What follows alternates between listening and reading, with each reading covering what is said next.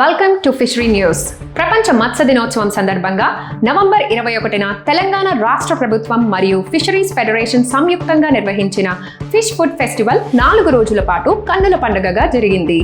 ఈ ఫుడ్ ఫెస్టివల్లో భాగంగా అనేక మత్స్యకార సంఘాలు స్టాళ్లను ఏర్పాటు చేసి రకరకాల నోరూరించే చేప, రొయ్య మరియు పీతల వంటకాలను ప్రజలకు పరిచయం చేశారు. ఈ ఈవెంట్ ను కవర్ చేసిన భారతదేశంలోనే మొట్టమొదటి ఫిషరీస్ మరియు ఆక్వాకల్చర్ కు సంబంధించిన న్యూస్ ఛానల్ అయిన ఫిషరీ న్యూస్ కు నిర్వాహకులు ప్రత్యేక కృతజ్ఞతలు తెలిపారు. ఈ కార్యక్రమానికి ముఖ్య కారకుడైన తెలంగాణ ఫిషరీస్ ఫెడరేషన్ చైర్మన్ మెట్టు Sai Kumar fishery news team ని అభినందిస్తూ జ్ఞాపికను ప్రదానం చేశారు.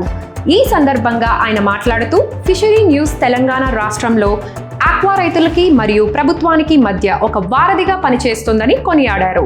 గంగపుత్రుల సమస్యలపై ఫిషరీ న్యూస్ ప్రత్యేక దృష్టిని సారించి వాటిని ప్రభుత్వానికి చేరవేయడంలో శ్రద్ధ వహించాలని సూచించారు. Follow fishery news for more updates.